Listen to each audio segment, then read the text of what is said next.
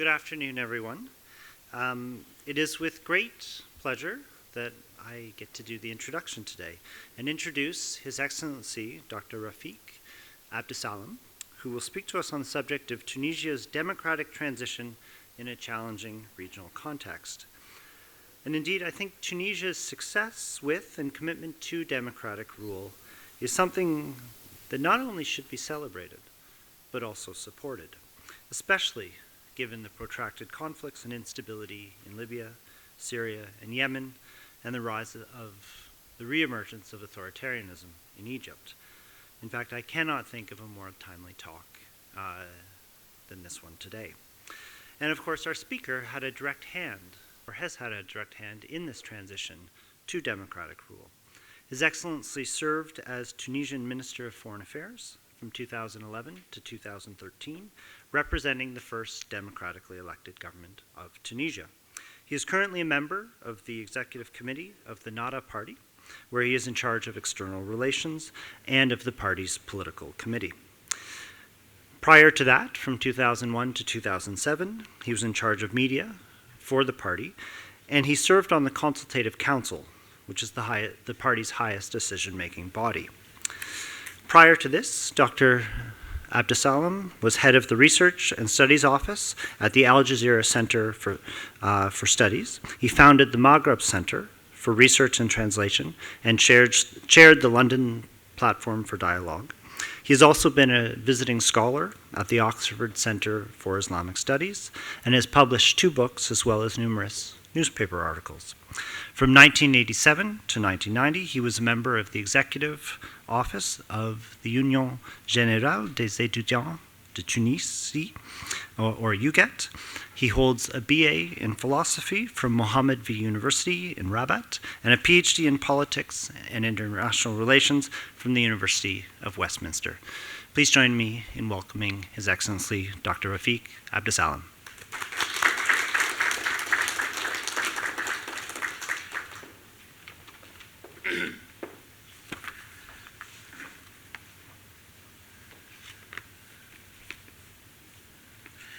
Thank you, Dr. Andrew.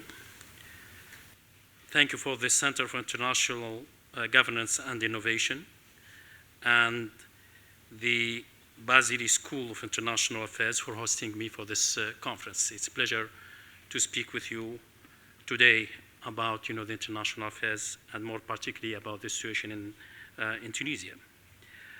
As you know, it was not very long ago that Tunisia was ruled by the brutal and corrupt regime of Ben Ali. There was little hope and little opportunities. Freedoms, rights, and opportunities were curtailed by the extreme repression and corruption that was commonplace in our country. We suffered for years and years from a despotic regime that controls everything in the country. You know the story from there. A street merchant one day had enough of the corruption and bribes, and his self-immolation was a flame that flickered the entire region. Libya, Egypt, Yemen, and others joined the wave of hope for change. Years of suffering had turned into resentment, a tinderbox waiting to explode. People in our region were simply tired of repression. Tunisia was able to transition to a democratic path in large part because of our inclusive system, our progressive constitution, and our unique approach to consensual democracy. Ennahdha, the Muslim Democrat Party to which I belong, played a key leadership role through this transition. I think without the role of Ennahdha as a vanguard political party, we can't reach, this stage of democratization. Of course, the situation is not ideal. We faced a lot of difficulties in the past and still facing nowadays, but I think the Tunisian track still move on. Mainly on the political perspective, we manage the situation in a very difficult time in a rational way, based on what I may call the art of consensus between different, political players. And I think there is a question that commonly raised what are the reasons behind, what is called Tunisian exceptionalism? When we see the failure of what is called Arab Spring in different countries in the region, in Egypt, in Syria, in Yemen, in Libya, everywhere. I think at least there are three reasons. The first one is the homogeneity of the Tunisian society itself. We haven't, such sectarian or religious division in Syria or in Iraq or in Yemen. When they have political differences, it transformed in religious or sectarian or tribal polarization, which is not the case in Tunisia. The second element, is based on the role of the military institution. We haven't a legacy of military intervention in the political sphere or the political life. And this is one of the achievements of the state of independence in the era of Bourguiba. Since the beginning, Bourguiba was suspicious about, the Ba'athist and the Nasserite experience in the eastern part of the Arab world. The third element is based on what I may call the rationality of political players or political actors. When we have a political crisis in Tunisia, it was the civil society who intervened to provide an umbrella for the different political parties, for different political forces to sit together and to reach a consensus, which is not the case in Egypt, for example. When we have political polarization or political crisis, it was the military who intervened to sort the crisis in its own way and by its own language. Tunisia was able to transition to a democratic path in large part because of our inclusive system, our progressive constitution, and our unique approach to consensual democracy. Ennahdha, the Muslim Democratic Party to which I belong, played a key leadership role through this transition. Tunisia is the only country in the Arab region that has come this far in its transition to democracy since 2011. As former Tunisian Minister of Foreign Affairs and member of the Nahdha Party, I'm proud of our country's progress, but that we are the sole exception in the region also worries me, and that regional instability is evident from the recent terror attacks. I think one of the lessons that we have learned from 2011 in the process of political transformation in Tunisia and other countries in the region as a whole, one of the lessons that we have learned is the interconnectedness of the region as a whole. When we toppled the regime of Ben Ali, or the political transformation in Tunisia had echoes in different capitals of the region, in Tripoli, in Cairo, in Sana'a, in Damascus, everywhere. And when we have a coup d'etat that happened in Egypt in 2013, it affected and poisoned the whole regional environment.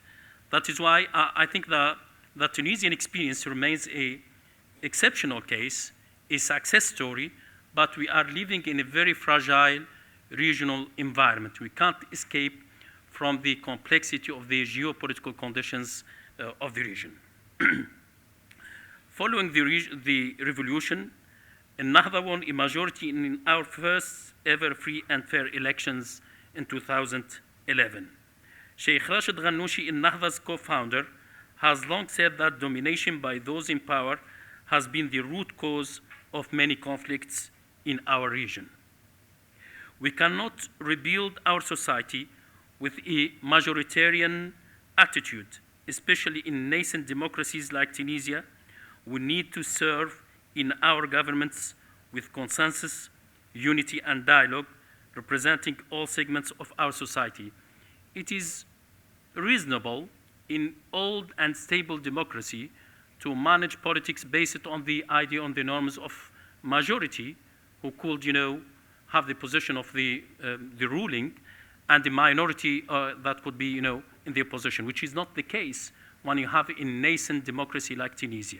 There is a need for different political forces to work together based on the idea of consensus, or may I call the art of making consensus between different political players. And if I use the term of the American philosopher democracy rarity, I think mainly is based on the idea of overlapping consensus.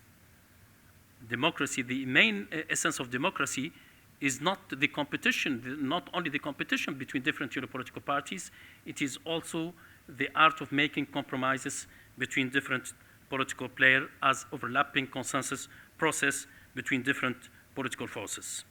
That is why Ennahdha, despite its electoral victory, called for national unity government, and that is why also in 2013 the Ennahdha-led unity government voluntarily stepped down. This allowed the country to focus on consensus roadmap for a new constitution, an independent election commission, and free and fair parliamentary and presidential elections. One faced a lot of difficulties due to the political polarization and divisions between different political forces. We choose in Nahdha Party to step down and to hand over power to a technocratic government based on certain conditions, to continue the draft of the constitution, to fix the date of the legislative and presidential election, and I think we succeed in this process, and we put the interests of the country, the interests of the process of democratization above the interests of the party. That is why Ennahdha Party played a crucial role, a vanguard role of this process of transformation in my country. Ennahdha also believes that a country cannot be free when half of the population is not allowed to participate in decision making. That is why Ennahdha's women leaders played a particularly strong role in Tunisia's transition, serving in the government, parliament, and civil society. In fact, Ennahdha had the highest proportion of female MPs in the National Constituent Assembly at that time. These decisions played a significant role in developing what has been described as the most progressive constitution in the Arab world, which guarantees democracy, human rights, equality between men and women, freedom of conscience and belief, and freedom of the press. Tunisia's model of consensus has continued to be evident when Nida Tunis, the competing parties at that time, won a majority in the last parliamentary elections. They welcomed Ennahdha into a national unity government. This historic model of partnership between those labeled as secularists and Islamists sends an important message to Tunisian society of the power to overcome divisions. It also sends a message to some of our neighbors, particularly those in area racked by conflict for years, where consensus have proven difficult to secure. I think this coexistence and compromises between what is called moderate secularists and moderate Islamists is crucial in the political process of democratization and the stability of our country compared to our other countries of what is called or classified within the Arab Spring. But the transition for Tunisia has not been easy. The last few years have been incredibly challenging. In 2015 itself, we endured 3 horrific terrorist attacks: Bardo Museum, Sousse Resort, and the recent one in the heart of Tunisia, killing 12 presidential guards. In addition to that, of what we have known during the last few days in Bengerden, a neighboring city to Libya, when we have a confrontation with the terrorist groups that penetrated the city. In the recent arrests in Gasrin, an inner city in the country, and other parts of the country, also illustrate that we need to tackle the conditions that lead our youth to such desperation. And I think a genuine democracy could only function on 2 pillars, political as well economic. There is no doubt that we made a tremendous progress in the political perspective. As I said before, we succeed to draft a progressive constitution, to set up the foundations of the new political system, but economically speaking, we're still facing a lot of difficulties. And a stable, real democracy could only function on these 2 foundations, the political one as the socio-economic aspect. 1 in 6 Tunisians currently lives below the poverty line, and unemployment is nearly 29% among graduates of higher education. In a country where 3/4 of the unemployed are 15–30 years of age, upward mobility of promising economy is crucial to reducing our vulnerability. Tourism, which has been an important engine of Tunisia's economy, suffered devastating losses this year as a result of attacks. Without adequate economic prospects and a sense of hope, Tunisian youth will become marginalized and desperate, which makes them easy for exploitation by extremist recruiters. Tunisia has begun to undertake difficult economic reform.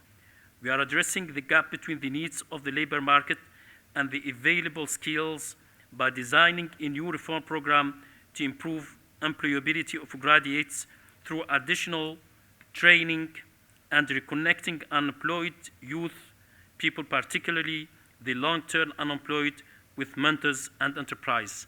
I think one of the difficulties that we are facing nowadays is the gap between the expectations of the people and the concrete reality. At the end of the day, people are saying it's good to have a democracy, to have an elected government, and to have an elected parliament, to have an active anti-free civil society, an active political parties. But to look at the concrete reality in their daily life, they have nothing. And this is the real challenge for the country, As I said before, politically speaking, we made good progress. But on the socio-economical level, the concrete reality, the daily life of the people is not changing. And I think one of the reasons of the Tunisian revolution itself is this feeling of gap between the aspirations, the expectations of the people and the concrete reality, mainly within the educated sectors of the society, bearing in mind that we have a great number, roughly 50% of unemployed people are people who left their universities, they are graduates, but with no hope or no opportunity in the market. So Ennahdha in particular is focused on developing women's potential in this effort. Skilled women graduates who today represent roughly 60% of all university students and are graduating at higher rates than men can serve as engine of economic development. We are working to remove social and economic obstacles to their entrepreneurship. The domino effect of supporting women's entrepreneurship will help increase economic opportunities for both men and women across the country and sustain our progress and stability. But Tunisia's ability to make these reforms, both in terms of resource and time, is not meeting the heightened expectations of our youth or the pace at which chaos is spreading in our region. That is why we urgently need the support of the international community. As I said before, we are living in a very fragile environment. We are surrounded by different crises in the region. In Libya, when you have a roughly failed states, and we suffered from at least 2 terrorist attacks or political assassinations in the beginning of the crisis, 2013, which was the result of the political crisis in Libya. And the problem in Libya is that everything was associated with one man. And when Gaddafi disappeared from the political scene, we see the country in a full mess, where there is no state institutions, no civil society. It was a full political vacuum. In addition to that, the circulation of arms in the hands of the people. Bearing in mind what happened, for example, in Mali, in sub-Saharan country, was the result of the circulation of arms in the hands of the people, which affected the whole regional environment, mainly the neighboring country, including Tunisia. So we are living in a very complicated and fragile regional environment. Of course, we are proud about the progress that we have made, but it remains fragile one, due to the political crisis and problems in the whole regional environment. But I think Tunisia's ability to make these reforms, both in terms of resources and time, is not meeting the the heightened expectations of our youth, or the pace at which chaos is spreading in our region. That is why, as I said before, we urgently need the support of international community. It is very familiar, to hear a positive language from the international community, that we support the democratic transition in Tunisia.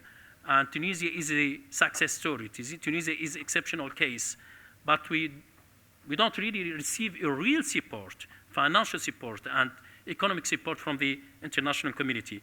In the post-revolution situation, we have promises that coming from the G8 at that time, that they will provide $25 billion in support of the democratic transition in Tunisia. But we didn't receive anything, or roughly nothing that's received from the international community. And I think the success of Tunisia is not only the interest of Tunisians, it is in the interest of the Tunisia, of course, but the interest of the region and the international community to have a success story, success experience in the conditions and the context of terrorism, of political failure, and political crisis in the whole region.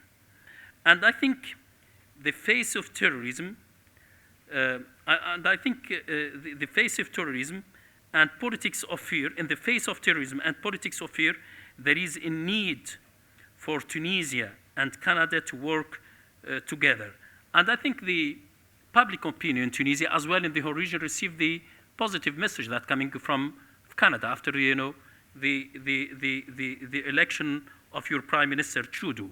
It is quite clear that the general perception is becoming more positive towards Canada, which is in favor of politics of cooperation between different nations and a affirmative policy in the international scene, compared to the politics of fear that we have seen in different, capitals in Western country.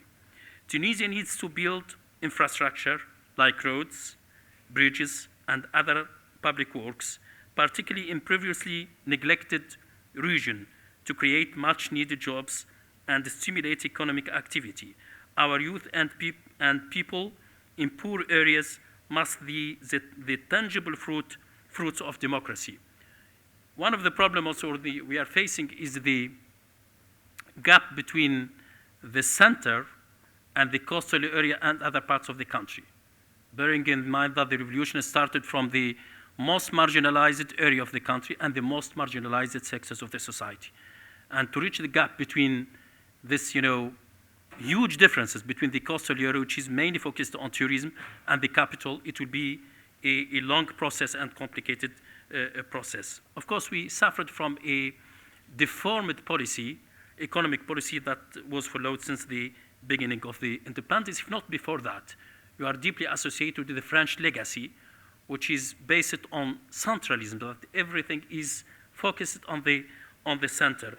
And we are in process to reform our political process based on the new constitution, which gave great power for the local governments.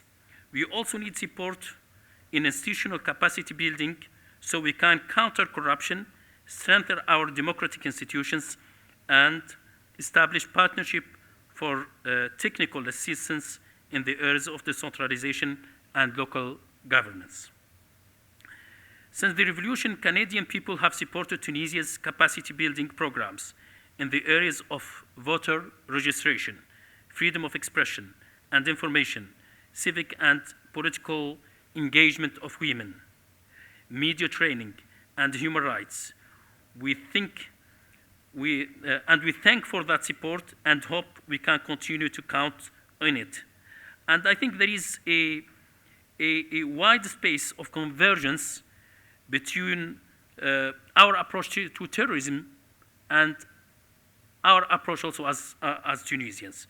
There is a need for a holistic approach of the phenomenon of terrorism, and I think Tunisia also could be included in your holistic approach to terrorism in the region, when terrorism is becoming, a regional and international phenomenon. It's no longer, a local phenomenon. And we are living in a globalized world where it is no longer possible to separate what happened in local environment, from the regional environment, and even international scene. If you look at what happened now in Syria, the Syrian crisis transformed from a local crisis to a regional one, and then to an international crisis, which affected the political stability in different countries of the world by migration and different forms of crisis. The youth in our region must see that democracy can indeed be the solution to their problems and can succeed in their part of the world, that democracy, not dictatorship or extremism, are the long-term solutions to building a better future. The Tunisian experiment must succeed for the sake of our region and the world. And I think if we succeed, we send a positive message to the region, that not only to the region, but to the world, that democracy is possible in the Arab world. It is very familiar to hear, the old postulate that democracy is not valid for the Arab world.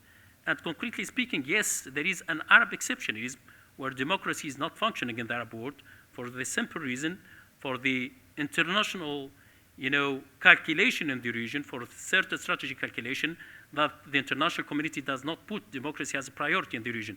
But we succeed to prove by reality that democracy is possible in the Arab world.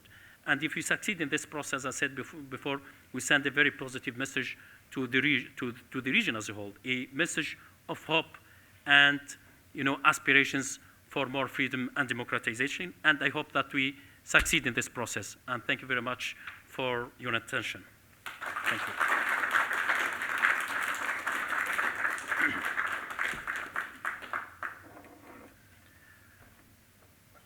Yes, and we open the floor for questions, if there are questions.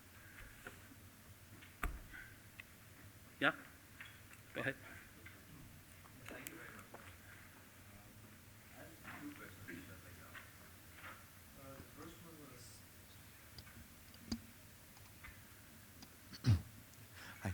Yeah, thanks very much for your speech. I had two questions I'd like to ask. The first is, so you call yourself a Muslim Democratic Party. For me, that implies that you can also have a Muslim non-democratic or a Muslim fascist party, and it implies a kind of tension between Muslim and Democrat. You have to specify that you're a Muslim Democratic Party. So I was wondering how you understood democracy, or your party, not necessarily you, if it saw that democracy is this as a kind of Western idea or something rooted in Western modernity, or whether you saw that democracy is rooted to your understanding of Islam, and whether your intellectual or scholarly sources are derived from either Muslim or either Tunisian traditions. So, because I mean, even in your speech, you quoted John Rawls as your understanding of democracy, for instance. This is my first question. Second question, which is very related to this, is how Ennahdha positions itself with regard to other Muslim political movements, for instance, Ikhwan in the Arab world or Jamaat Islami in South Asia. What is your relationship politically and ideologically, as well, with the work of, say, Qutb and Banna and Maududi?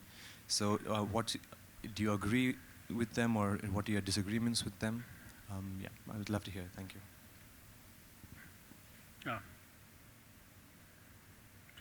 I think there is no religion per se, or Islam per se. Islam, like any other great religion, is a subject of different, views and interpretations. And we strongly believe in the Nahdha Party on the compatibility between Islam and democracy. We understand democracy in a pragmatic way, as check and balance, powers, as efficient institutions that rationalize the political affairs. And we are in favor of this view. We strongly believe that on compatibility between Islam and democracy, there is a certain international validity in democracy. It functions in different contexts. It functions within a Protestant context in Northern European countries, in the United States. It functions within a Hindu context in India as the biggest, democracy in the world. It could function also within an Islamic context. So there is no Islam or religion per se, different views, different approaches to Islam, as well different approaches to democracy. Democracy at the end of the day is not ideology. Democracy is mainly based on the efficiency of political institutions to manage the political affairs in a rational way. how will Nahdha define itself compared to other political parties? And I think the specificity of Nahdha is related to the specificity of the political context in Tunisia. I think the nation state is a strong fact. Islamists or Muslims, they may speak the language of Ummah, international Ummah, but as de facto, the concrete reality is more solid than ideology. The nation state is a fact, and it influences the political party. And I think Islamists, like other political parties, are at the end of the day political players or political actors. They are affected by the political environment in which they are functioning. In a democratic, context, you may have, Muslim Democrats. In a despotic regimes, Islamists, tend to be more rigid and more ideological. Yeah. You mentioned that democracy, thank you. You mentioned that the party you represent combines Islamic religion and also with democracy. Does it mean the laws that you accept, including family laws, which if follow Islam will be kind of discriminatory against women, like child custody, inheritance? When you accept such laws, are you governed by Islam, or you are governed, let's say, by international human rights standards, or something like the standards that exist in Western countries? Thank you. Why? I don't believe that there is such, dichotomy to choose between Islam and human rights or international values. I strongly believe in compatibility with certain values and principles of Islam, as well the international human rights, bearing in mind that even international human rights, there are different views and interpretations and differences sometimes within the doctrine of human rights. There is no self-determined or self-defined doctrine of human rights. So I believe on compatibility between Islam and democracy.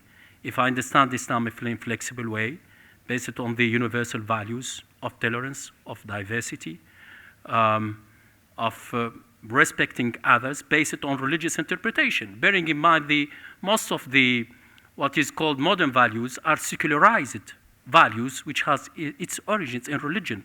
What is called civic morality has its origins in religion itself. So there is no unified or a single interpretation of Islam or any religion. As I said before, Islam, like any other religion, is subject of different, strategies of interpretations. Some of them are healthy and open interpretations. Some of them are violent. And I strongly believe you can't fight bad interpretations of religion only based on good interpretation of religion. So are we governed by Islam or modern values? Personally, I don't believe in such, hard or difficult choice, either to be Muslim or to be Democrat. I could be a Muslim and a Democrat at the same time. About the discrimination of women, I think, as I said before, there is maybe the interpretation of the fuqaha, the scholars, the old interpretations is discriminatory, vis-a-vis women, but there are women in Islam who could make their own interpretation of the religion and could be inclined towards, feminism. So, as I said before, there are different interpretations. It depends who interpret the religious text and in which context that interpretation taking place.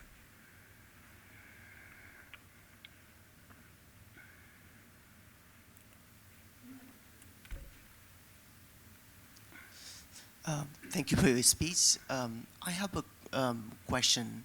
You talk about fragility. Fragility to democracy, Tunisian democracy.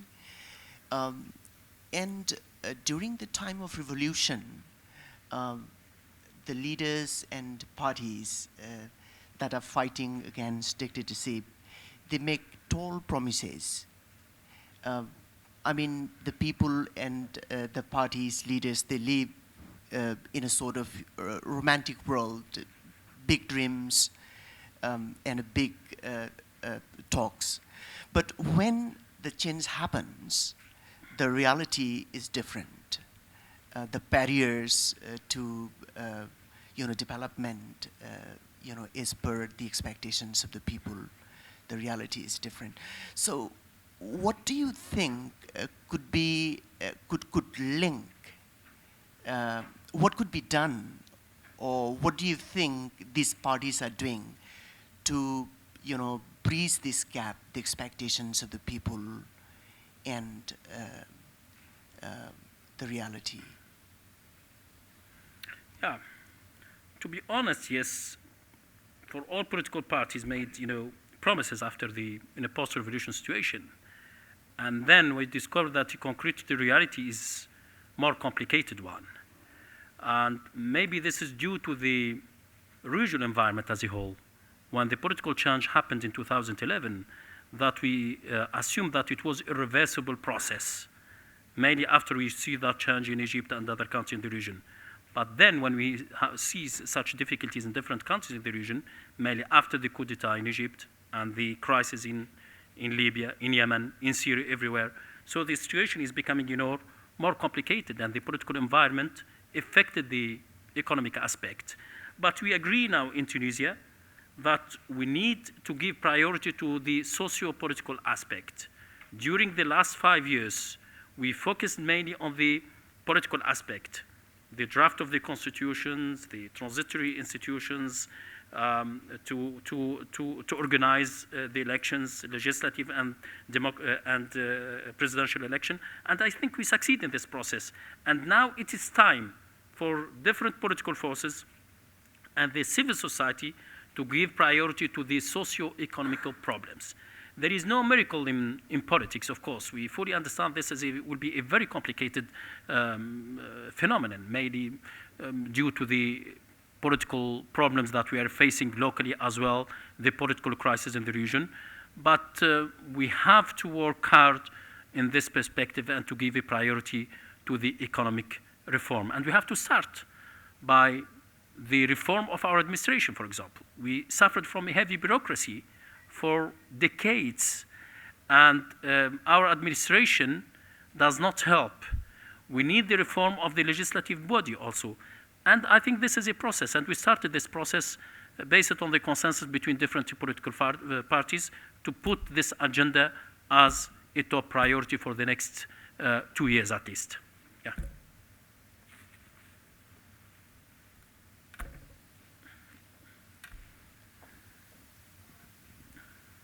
Again, echoing everybody, thank you very much for being here today. I guess a relatively practical question. You'd mentioned the G8 and its big promise that hadn't really been delivered on.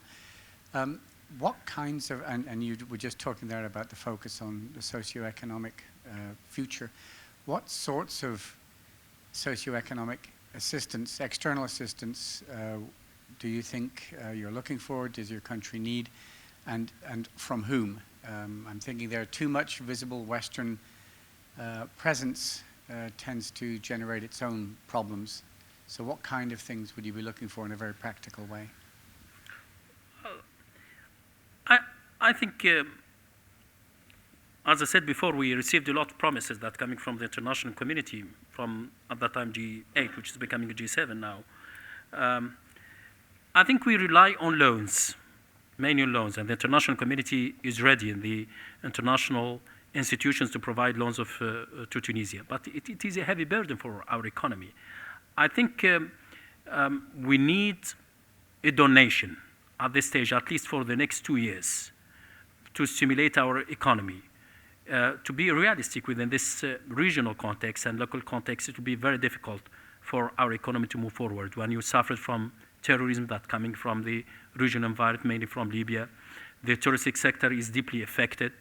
It will be very difficult to attract external investment with this environment. So there is a need for the donation between 8 to 10 billion of dollars that coming from the international community during the next 2 years to stimulate our economy and to normalize the situation. A post-revolution situation, this situation is not easy because revolution by definition means to dismantle the foundations of the old regime, of the previous regime, and to build the foundations of the new political system.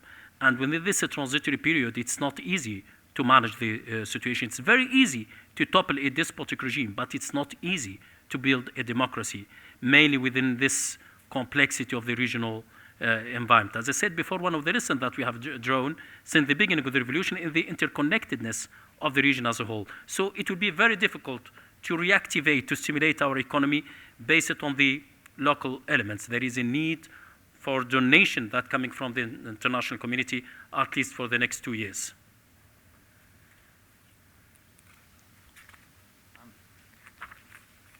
Yes?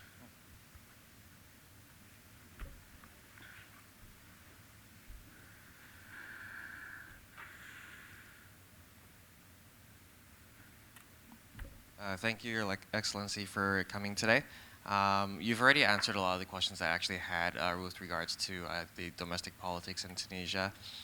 So I actually wanted to ask a foreign policy question for you. I was just quoting from your visit to the Gaza Strip in November 17th, 2012.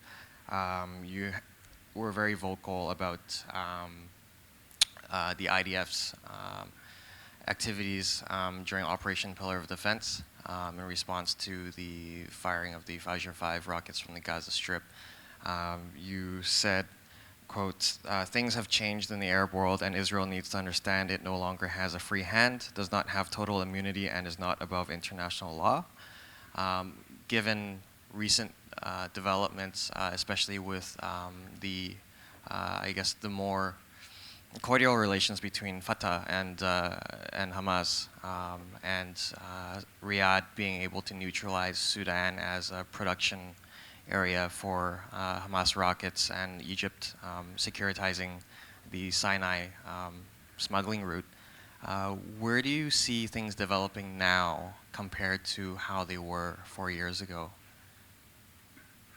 Well, I think if I have a chance, I could repeat the same language that I've used in 2012 when I visited Gaza at that time.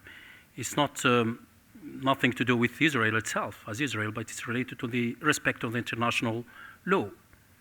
I strongly believe on the need and the necessity for Israel to end the occupation based on the international law. So it's not related to the Palestinians or something to the Palestinians or the Israelis. It's related to the respect of the international law. There is a concrete reality. There is occupation of land in Palestine based on the international. We are not part of the local or internal conflict between the Palestinians.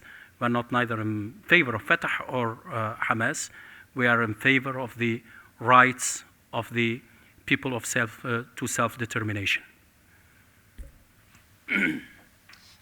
Continuing on the theme of foreign policy, could you say a little bit about Tunisian external relations? Who are your allies in the region?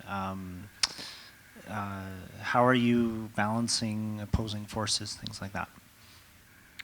Well, I think the external relation is based on the geopolitical conditions of the country. Tunisia, at the end of the day, is not a superpower. It's not a regional power. It's a small or medium-sized country. We are related to the environment. We are deeply associated with the North African countries, with the Arab world, with Africa, with the Mediterranean hemisphere in Europe. So we have to take all these aspects in consideration. Unfortunately, now there is a deep regional polarization, and this is what complicated the situation in the region.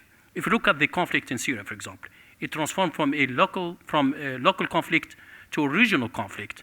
When you have certain countries, you have Hezbollah, you have Iran, who are in favor of the Bashar Assad, you have other Gulf countries who are in favor of the military opposition. So it complicated the whole situation in Syria. In addition to that, to the religious and ethnic polarization in the country.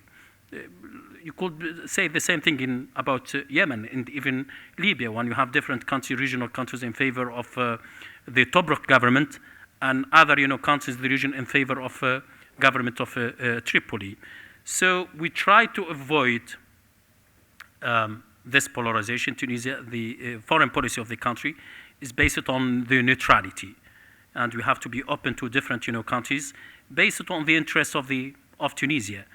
So the multi-dimensional aspect of our foreign policy has to be taken in consideration. And I think this is the basis of our foreign policy since the beginning of independence in the Bourguiba era, since '56.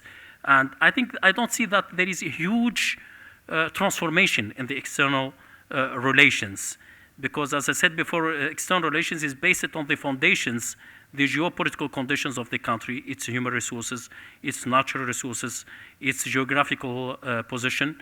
But I think Tunisia could be a hub and a bridge between Africa and Europe, based on the position of the country. And unfortunately, we neglected the African aspect. We are more associated with Europe. It is a fact. Of course, more than 80% of our economy is related to Europe. And we are in a process of negotiation for privileged partnership between Tunisia and Europe. But we have to look at the African aspect. When you see, great powers looking at Africa, Africa is no longer, or the narrative about Africa is no longer the narrative of famine and crisis. The growth rate in certain African countries is the highest in the world. So we have to take this aspect in consideration. We have to look to Europe. We have to look to North African countries, but we have to look at the Africa continent as a land of opportunities.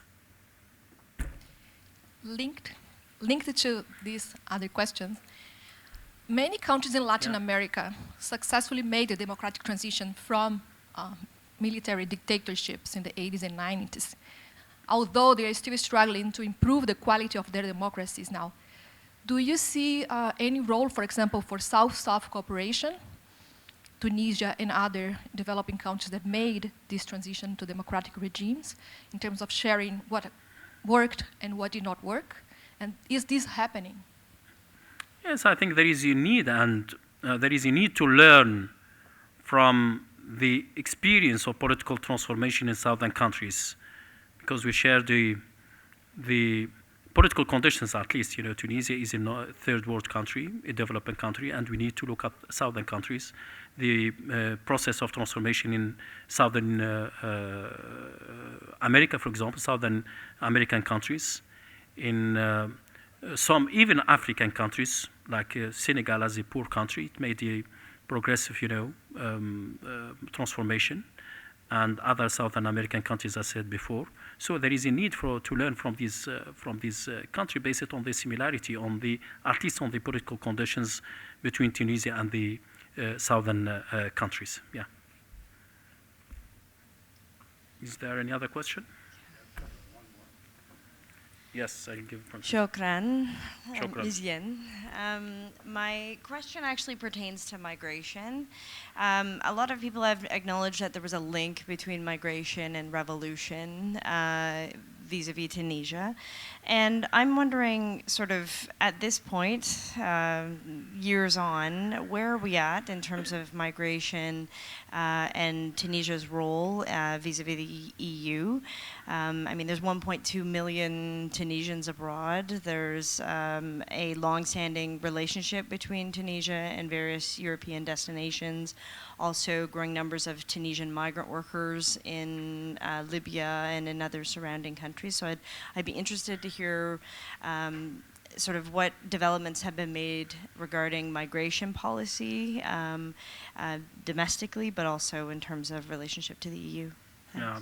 I think there is certain level of connection between the revolution and migration due to the complexity of the transitional process. It is expected. One, you topple the previous regime, and it will be very difficult, as I said before, to transform in stable conditions. So this has pushed a certain wave of migration from Tunisia to southern European countries. But I think after that, we succeed to control our borders, and the migration is no longer attractive for the young generation. When they look to the scene in Lampedusa and in Italy, it's no longer attractive. So the majority of the young generation prefer to stay in Tunisia than looking to migration in Europe. And this is maybe also due to the economic crisis in Europe. So Europe is no longer very attractive, at least for North African countries, and more particularly for Tunisian people. So we succeed on one hand to control our borders due to the efficiency of our security forces. We suffered from weakness of the state apparatus, state institutions after the revolution, but we are in process to recover. And on the other hand, as I said before, migration is no longer attractive in the minds of the young population. But the migration is deeply associated with the political crisis that we have seen in the region, in Syria, in Iraq, in Yemen, everywhere. So it is more related to the political conflict and civil wars in the region more than the revolution, like the case in Tunisia. And as I said before, we are living in a globalized world. It is no longer possible to separate between the south and the north. It was very familiar in the 19th century for European countries to go abroad and to occupy a country or whatever, and to have a crisis outside Europe. And Europe remained immune from that crisis, which is no longer the case. When the Americans went to Iraq in 2003, they toppled the regime of Saddam Hussein, but they failed to build state institutions, and the international communities, including the Americans themselves, paid the price for a failed policy in Iraq. That is why we need a moral and political responsibility from the international community when we see the crises are transforming from local crisis to international crisis and problems. Yeah. I don't know how much of this you'll have been able to keep up with because you're here, but in the immediate aftermath of the most recent attack across the border, what has been the follow-up? I mean, the attack itself was defeated by Tunisian security forces there. What has happened since then there? Has there been have there been arrests of supporters in the town? Have there been other things going on to secure the border? So I wonder if you could give us an update on that. Yeah. You mean here the attack in Bingerden as a neighboring city to Libya? I think we faced an Iraqi scenario, to have Mosul. We have seen that in Iraq they started from Mosul, and then they expand to northern part of Iraq, and then even to Syria. They have a strategy to move from Libya, mainly in the borders of Libya, in Sabrata, which is not far away from Tunisia, just 80 kilometers from Tunisian borders, and then to penetrate Bingerden as a neighbor city to Libya, and from there to expand different parts of the country. But thank God our security forces and military was ready enough.